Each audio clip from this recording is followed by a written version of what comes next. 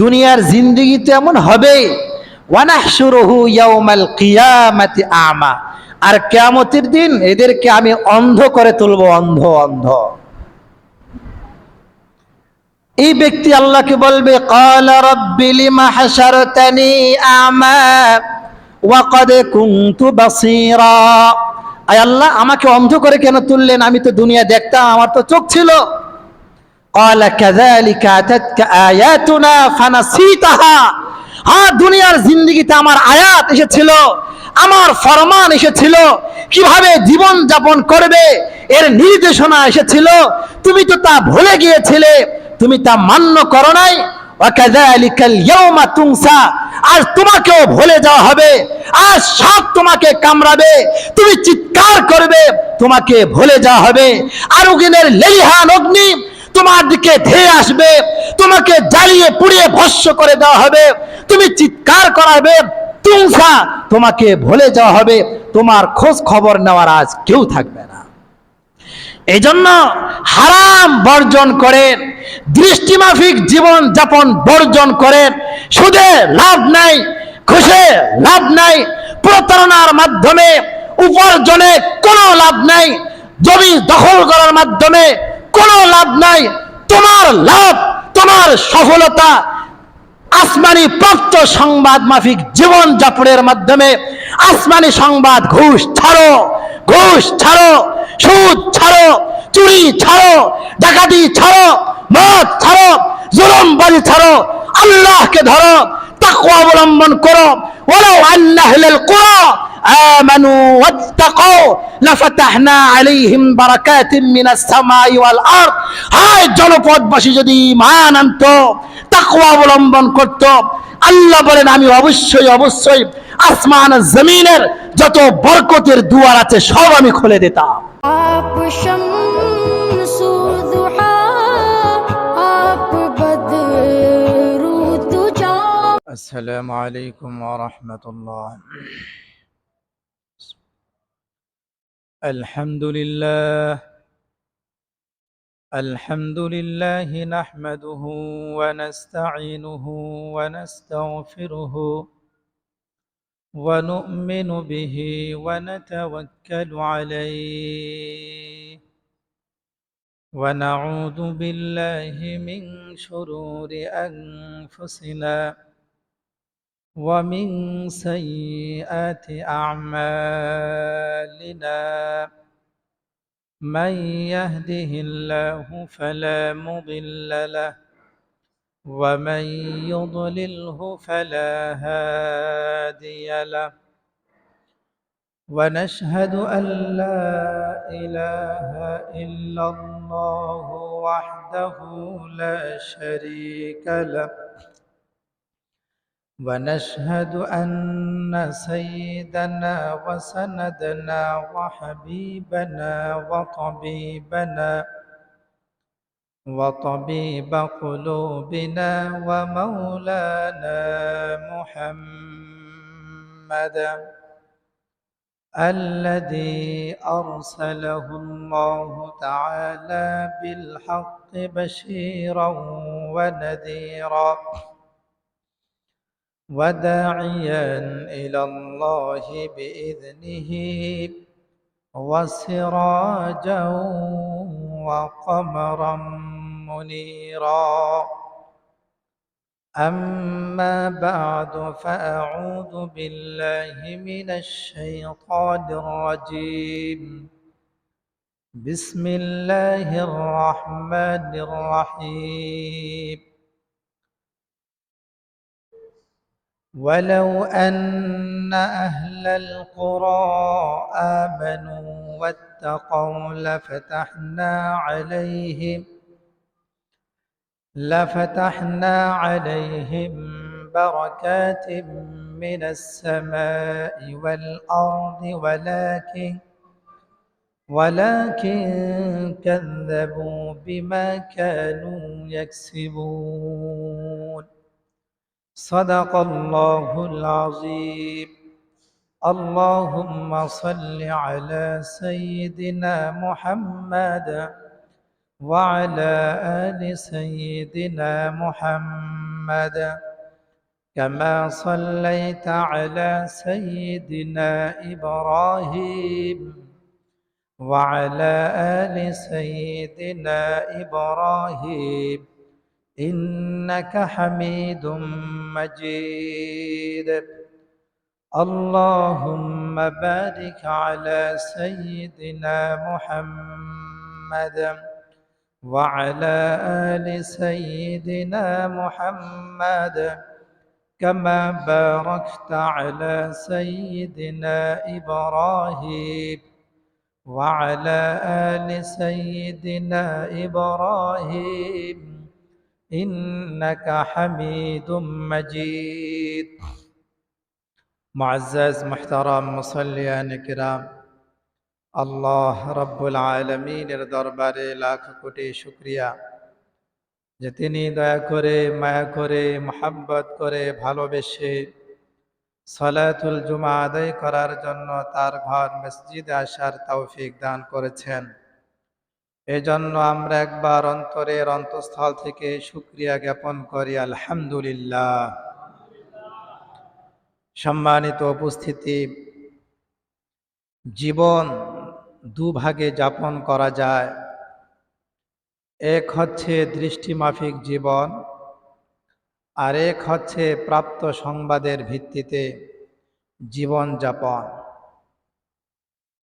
দৃষ্টিমাফিক জীবন কি জিনিস? চোখে যা দেখে, চোখে যেটাকে লাভবান মনে করে সেটাকে বিশ্বাস করে সেই মোতাবেক জীবন যাপন করা।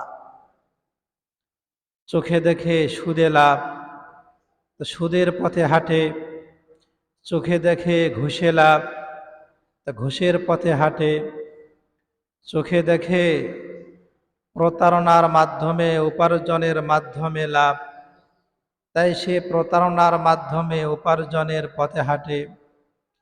চোখে দেখে জবরদখল করলে অনেক সম্পত্তির মালিক হয়ে যায়, তো এই পথে হাঁটে। যারা এইভাবে জীবন যাপন করে এদের জীবনটা হচ্ছে দৃষ্টিমাফিক জীবন যাপন। এইভাবে জীবন যাপন যারা করে তাদের জীবনকে ইমানি জীবন বলে না, এদের জীবনটা ইমানি জিন্দিগি নয়। আর এর বিপরীতে প্রাপ্ত সংবাদের ভিত্তিতে জীবন যাপন হচ্ছে, যদিও চোখে দেখে সুদ নিলে লাভ, ঘুষ নিলে লাভ, প্রতারণার মাধ্যমে উপার্জনের মাধ্যমে লাভ, কিন্তু আসমানি নির্দেশ হচ্ছে এগুলোকে বর্জন করে এগুলোতে লস। যারা আসমানের নির্দেশ প্রাপ্ত হয়ে এগুলোকে বর্জন করে চলে তাদের জীবনটা হচ্ছে প্রাপ্ত সংবাদের ভিত্তিতে জীবন যাপন। এদেরকে বলা হয় এরা ইমানওয়ালা জিন্দিগি যাপন করছে, আর এদেরকে বলা হয় ইমানদার। এখন কথা হচ্ছে, আমরা কি দৃষ্টিমাফিক জীবন যাপন করব না প্রাপ্ত সংবাদের ভিত্তিতে জীবন যাপন করব? বাহ্য দৃষ্টিতে দৃষ্টিমাফিক জীবন যাপনে যদিও স্বাবলম্বী হওয়া যায় মনে হয়, কিন্তু আল্লাহর দ্ব্যর্থহীন ঘোষণা, এর মধ্যে কোনো শান্তি নাই। এই জন্য জীবনে সফল হতে হলে, কামিয়াব হতে হলে, কৃতকার্য হতে হলে প্রাপ্ত সংবাদের ভিত্তিতে জীবন যাপন করতে হবে।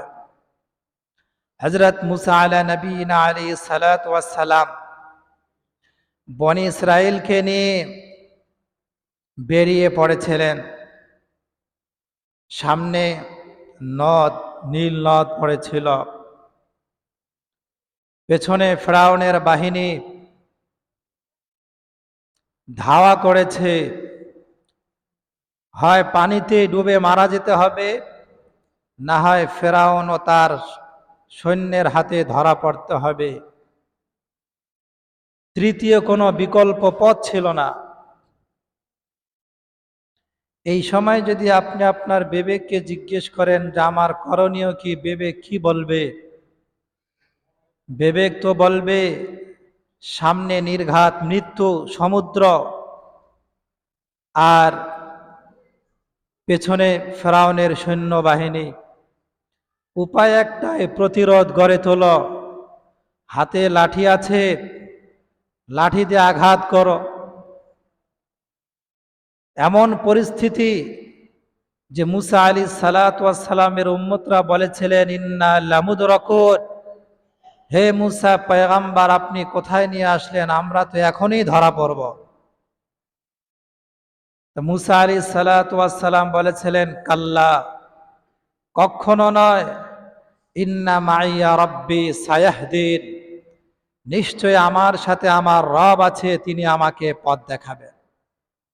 উনি আল্লাহর পয়গম্বর, উনি তো আর দৃষ্টিমাফিক জীবন যাপন করেন না, উনি প্রাপ্ত সংবাদের ভিত্তিতে জীবন যাপন করেন, ইমানওয়ালা জীবন যাপন। তিনি আকলকে আজ জিজ্ঞেস করলেন না, আল্লাহকে বললেন, আয় আল্লাহ, এখন আমার করণীয় কি? আসমান থেকে নির্দেশ আসলো, আনিদরিব বিআসাকাল বাহর, হে মুসা, তুমি তোমার লাঠি দ্বারা সমুদ্রে আঘাত করো। এই আদেশ আসা মাত্রই ব্রেনের মধ্যে হইচই শোরগোল শুরু হয়ে গেল। আরে, অনর্থক পানিতে আঘাত করে শক্তির অপচয় কেন করবে? আঘাত যদি করতে হয় ফেরাউনের মাথায় গিয়ে আঘাত করো। কিন্তু উনি তো দৃষ্টিমাফিক জীবন যাপন করেন না, প্রাপ্ত সংবাদের ভিত্তিতে জীবন যাপন করেন। তো মুসা আলাইহিস সালাতু ওয়াস সালাম আদেশ পাওয়া মাত্রই লাঠি দিয়ে সমুদ্রে আঘাত করলেন। তো আল্লাহ রাব্বুল আলামিন কুদরতি ভাবে সমুদ্রে 12টি রাস্তা তৈরি করে দিলেন। এই বরকত কেন? কারণ প্রাপ্ত সংবাদের ভিত্তিতে এই কাজ তিনি করেছেন। নিজের আকলের নির্দেশ মোতাবেক, নিজের চোখের নির্দেশ মোতাবেক তিনি কাজ করেননি। আল্লাহর নির্দেশ, এটা করো, বুঝে আসুক আর না আসুক, এটা করার নামে ঈমান। এটা করতে পারলেই আপনি ঈমানদার। সবকিছুই আপনাকে বুঝতে হবে তা জরুরি নয়। উনি ওনার দলবল নিয়ে সে 12 পথ ব্যবহার করে সমুদ্র পাড়ি দিয়ে ওপারে চলে গিয়েছিলেন। ফিরআউনের কি দশা হয়েছিল আমরা সকলেই জানি। অনুরূপভাবে মুসা আলাইহিস সালাতু ওয়াস সালাম সমুদ্র পাড়ি দিয়ে বনি ইসরাইলকে নিয়ে 30 প্রান্তরে উপনীত হয়েছিলেন। এক প্রান্তর মরুভূমি, সেখানে পানির কোনো নামগন্ধ নেই, খাবারের কোনো বন্দোবস্ত নেই।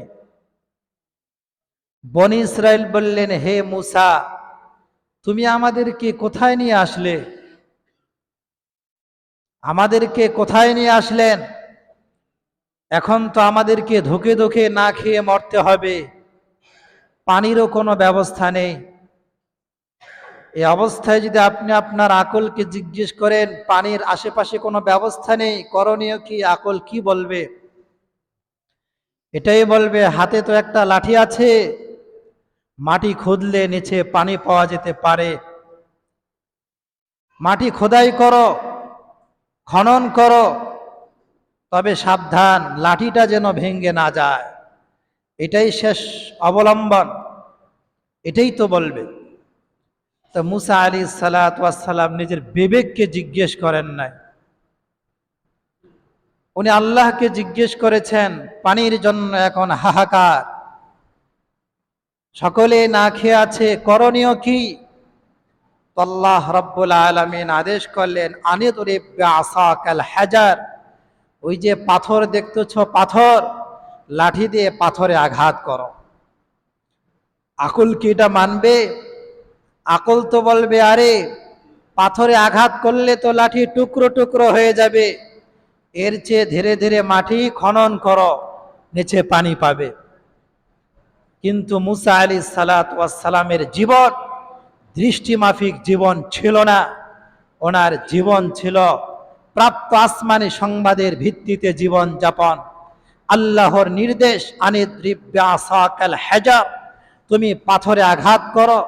তো মুসা আলাইহিস সালাতু ওয়াস সালাম পাথরে আঘাত করেছেন, তো সঙ্গে সঙ্গে পাথর থেকে নহর প্রবাহিত হয়ে গেছে। এই ঘটনার দ্বারা কি বোঝা যায়? জীবন যাপন দৃষ্টিমাফিক নয়, জীবন যাপন হতে হবে প্রাপ্ত আসমানের সংবাদের ভিত্তিতে, জীবন যাপন। নবী আলাইহিস সালাতু ওয়াস সালাম আল্লাহর পক্ষ থেকে যে সব বিষয় নিয়ে এসেছেন, আদেশ করেছেন, যে সব বিষয়ে নিষেধ করেছেন তা মেনে নেওয়া। এইভাবে যদি আপনি জীবন যাপন করতে পারেন তাহলে বোঝা যাবে আপনি ঈমানি জিন্দেগি যাপন করছেন, আপনি ঈমানদার, আপনি ঈমানদার। তো জীবনের সফলতা দৃষ্টিমাফিক জীবন যাপনের মধ্যে নয়, জীবনের কামিয়াবি দৃষ্টিমাফিক জীবন যাপনের মধ্যে নয়। জীবনের সফলতা প্রাপ্ত সংবাদের ভিত্তিতে যে জীবন যাপন হবে এর মধ্যেই সফলতা। কোরআন যে নির্দেশ দিয়েছে, রসুল যে নির্দেশ দিয়েছে, আল্লাহ তার রসুল যেসব বিষয় থেকে আমাদেরকে বারণ করেছেন, এই সমস্ত বিষয় মেনে নেওয়ার মধ্যেই আমাদের জীবনের সফলতা ও কামিয়াব। কাফেররা চোখের নির্দেশ শোনে, আর যারা মুমিন তারা আল্লাহর নির্দেশ শোনে। কথা হচ্ছে, আপনারা যদি মুমিন হয়ে থাকেন তাহলে আপনাদেরকে আল্লাহর নির্দেশ শুনতে হবে। আজ কয়জন আল্লাহর নির্দেশ শুনছেন? আজ ঘরে ঘরে সুদখোর, ঘুষখোর, প্রতারক কয়জন আছে সুদ থেকে বাঁচছে, ঘুষ থেকে বাঁচছে, নিজেকে প্রতারণা থেকে বাঁচাচ্ছে। ব্যবসা করে তো প্রতারণার মাধ্যমে ব্যবসা করে, ধোঁকাবাজির মাধ্যমে ব্যবসা করে, ওজনে কম দেয়, মাপে কম দেয়, এক কথা বলে, এক কাপড়ের কথা বলে আর এক কাপড় দেয়। তাহলে আপনারা তো কাফেরদের মতো চোখের নির্দেশ মানছেন। তা কাফেররা চোখের নির্দেশ মানে, আর মুমিনরা আল্লাহর নির্দেশ মানে। আল্লাহর নির্দেশ মানতে হবে। অন্তরে একটা কথা গেঁথে নিতে হবে, যেখানেই লাভ সেখানেই আমি, এমনটা যেন না হয়। আজ তো আমাদের হালাত, যেখানে লাভ আছে সেখানে আমি আছি, যেখানে লাভ নাই সেখানে আমি নাই। এমন জীবন যেন না হয় যেখানে নির্দেশ আছে সেখানে আমি আছি, যেখানে নির্দেশ নাই সেখানে আমি নাই। এমন যদি হয় তাহলে আপনি ঈমানদার। সুদে তো লাভই দেখা যায়, ঘুষে তো লাভই দেখা যায়, দুধে পানি মিশ্রণ করছেন লাভই তো দেখা যায়, কিন্তু নির্দেশ কি না, ওখানে লস। অন্তরে গেঁথে নিতে হবে, লাভ থাকলেই আমি আছি এমনটা নয়, নির্দেশ আছে কিনা এটা আমাকে দেখতে হবে। আল্লাহর নির্দেশ কি, যেখানে যে ব্যাপারে যেভাবে নির্দেশ ওইভাবে আমি আছি, যেখানে নির্দেশ নাই সেখানে আমি না।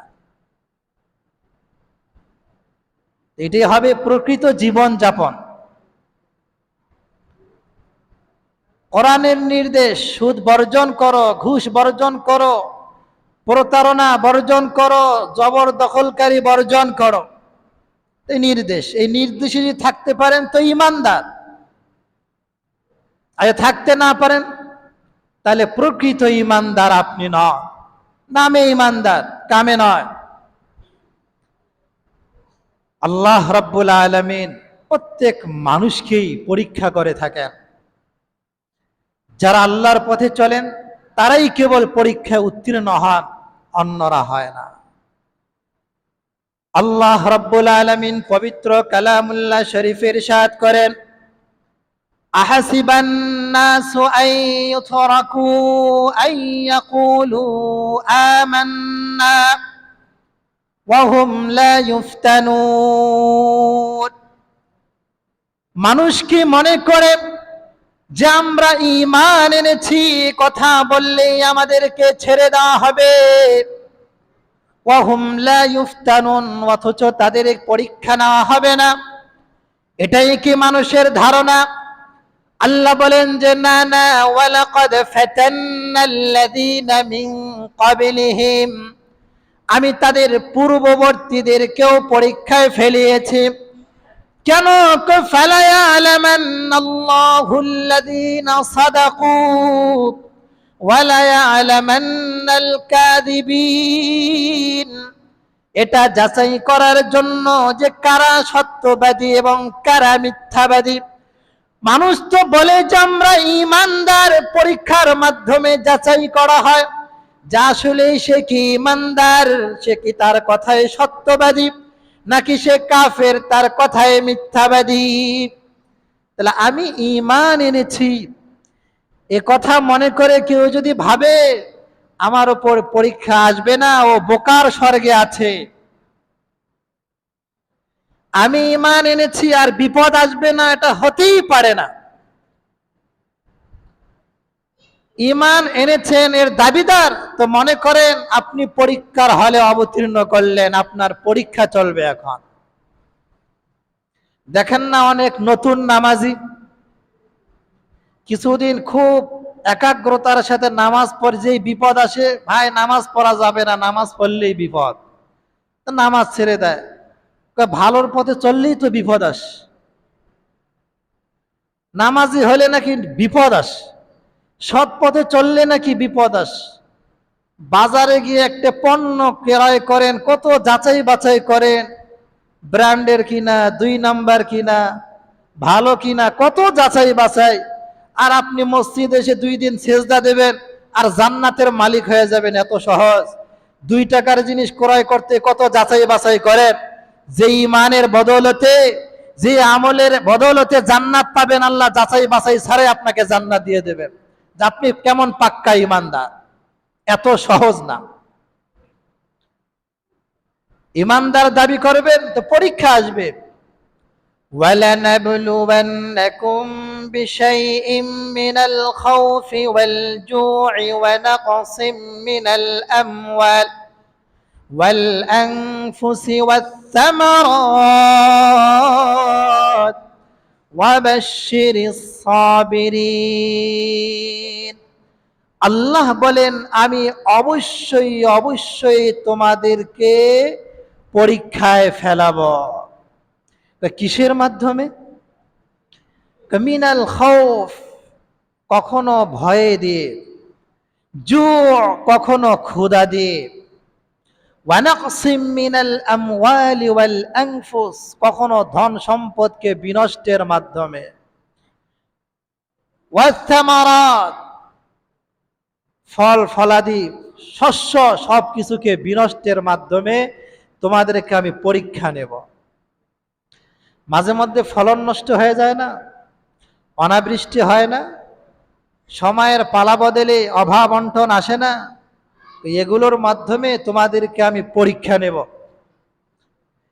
এই পরীক্ষায় পরে যে সবর অবলম্বন করবে, ধৈর্য ধারণ করবে, আল্লাহ বলেন ওয়াবাশশিরিস সাবিরিন, এ হাবিব ওই ধৈর্যশীলদেরকে আপনি সুসংবাদ দেন, ওরা জান্নাতে যাবে। তাহলে পরীক্ষা অনিবার্য। দিনের পথে চলবেন, অবশ্যই আপনাকে পরীক্ষায় পড়তে হবে, অবশ্যই আপনাকে বিপদে পড়তে হবে।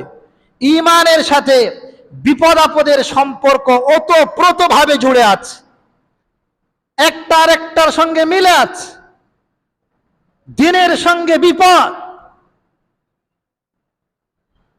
কিন্তু সামান্য বিপদে পড়লে আল্লাহকে ভুলে যায় না, আল্লাহ আমার কথা শোনে না, এগুলো কুফরিমূলক কথা।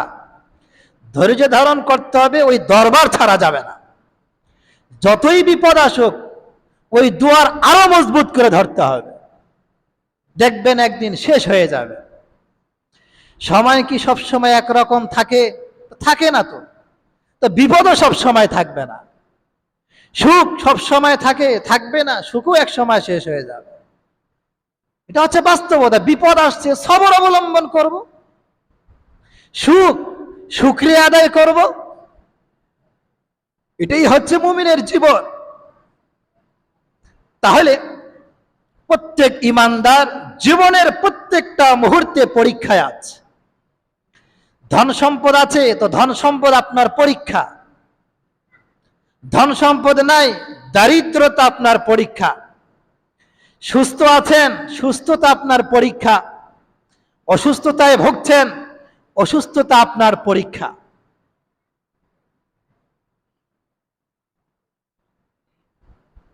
আল্লাহ সুস্থতা দিয়ে দেখে সুস্থতার কদরদানি আপনি কিভাবে করেন, মূল্যায়ন কিভাবে করেন। অসুস্থতা দিয়ে দেখে আপনি কতটা ঘাবড়ান আর কতটা সবর করেন, কতটা আল্লাহকে ধরেন আর কতটা আল্লাহকে ছাড়েন। দারিদ্রতা গিয়ে দেখে মানুষের দুয়ারে ধর্ণা দেন না আল্লাহর দুয়ারে ধর্ণা দেন।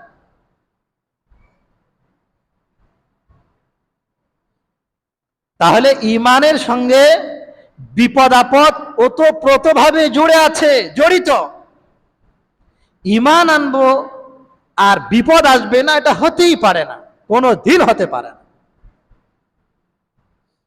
যদি আপনি সুখে থাকেন, স্বাচ্ছন্দ্যে থাকেন, তাহলে আপনার আমল হচ্ছে শুকরিয়া আদায় করা, নেয়ামতের মূল্যায়ন করা, যেভাবে নেয়ামতের ব্যবহার করতে বলেছেন সেইভাবে ব্যবহার করা, অন্যায় পথে ব্যবহার না করা। আজ অর্থবিত্তের অভাব নাই, নারী নিয়ে ঘুরতে যান, মদের বোতল, নর্তকীর আসরে আপনাকে দেখা যায়, এটা কি নেয়ামতের মূল্যায়ন না অবমূল্যায়ন? আর অর্থবিত্ত নেই, মানুষের দুয়ারে গিয়ে ধর্ণা, নেতাকে খোদার অবস্থানে নিয়ে যান, পরীক্ষা পরীক্ষা, পরীক্ষার বাহিরে কেউ নাই। তাহলে যদি নেয়ামত পেয়ে থাকেন, শুকরিয়া আদায় করেন, যথাযথ ব্যবহার করেন, এটাই নেয়ামতের শুকরিয়া। নেয়ামত পেয়েছি আলহামদুলিল্লাহ বলে আবার নর্তকীর মজলিসে ওকে দেখা যায়, এটা নেয়ামতের শুকরিয়া না। ধন সম্পদকে যেথায় যেভাবে ব্যবহার করতে বলেছে, আপনার ব্যবহার যদি শরীয়ত মোতাবেক থাকে, এটাই নেয়ামতের শুকরিয়া। আর যথেচ্ছা যদি আপনি ব্যবহার করেন, এটা নেয়ামতের শুকরিয়া না, নেয়ামতের অবমূল্যায়ন। আর যদি অভাব অনটনে থাকেন, বিপদগ্রস্ত থাকেন, সবর অবলম্বন করেন, উপরওয়ালার দুয়ারে ধর্ণা দেন, শুকর আদায়কারী বান্দাও জান্নাতি, ধৈর্য ধারণকারী বান্দাও জান্নাতি। তা মুমিনের এর চেয়ে আর সুসংবাদ কি হইতে পারে? নেয়ামত থাকবে তো শুকরিয়া আদায় করব, জান্নাতি। বিপদগ্রস্ত সবর অবলম্বন করব তো জান্নাতি। যেদিকেই আপনি আছেন, আপনি জান্নাতের পথেই আছেন। তো আল্লাহ রাব্বুল আলামিন পরীক্ষা নেবেন, আর অবস্থা সবসময় একরকম থাকে না, এটা কোরআনের দ্ব্যর্থহীন ঘোষণা।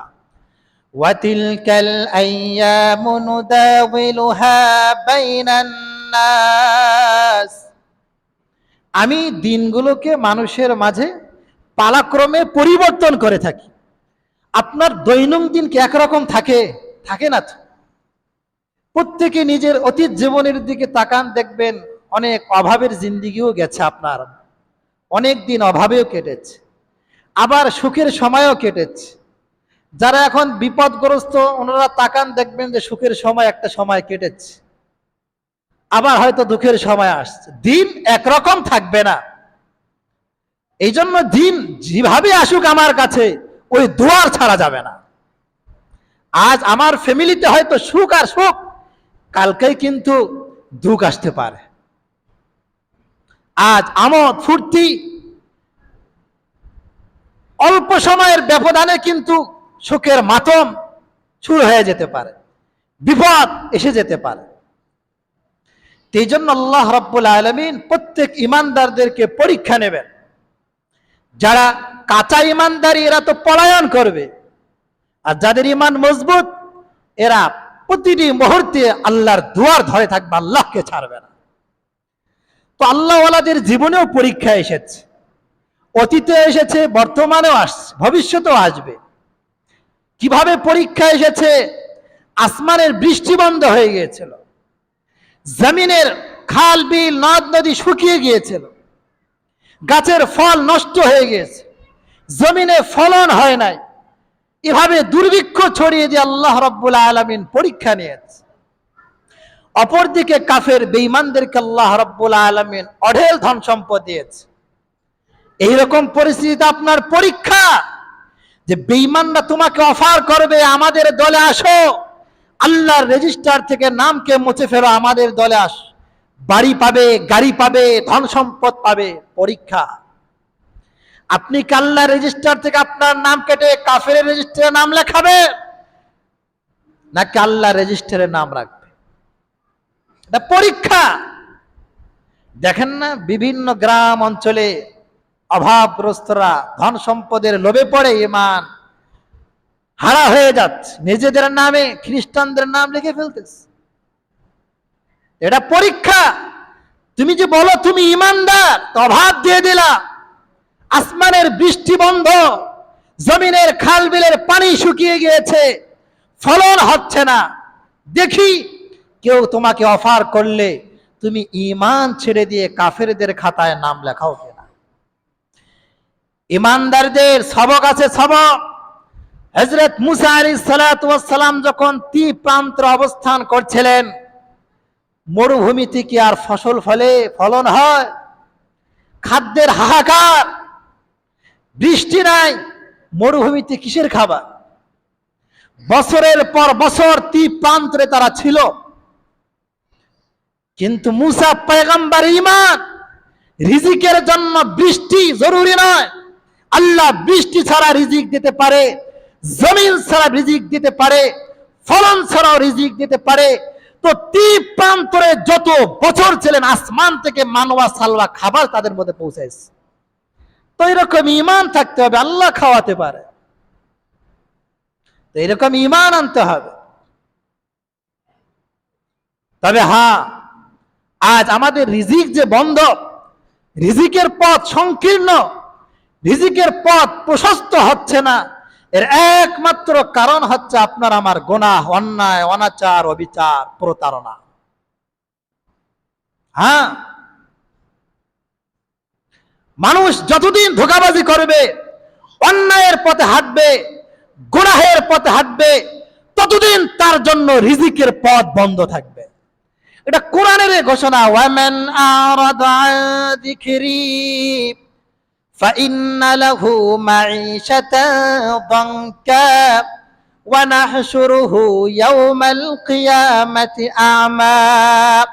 আল্লাহ বলেন, মান আরাদা আন যিকরি, যে আমার স্মরণ থেকে মুখ ফিরিয়ে নেবে, যে আমার থেকে মুখ ফিরিয়ে নেবে, ফাইন্না লাহু মাঈশাতান দানকা, তার জীবনটা সংকুচিত হয়ে আসবে, জীবন সংকুচিত হয়ে যাবে, সংকুচিত হয়ে যাবে, জীবনে সুখ পাবে না, সুখ পাবে না, অভাব অনটন পিছু ছাড়বে না।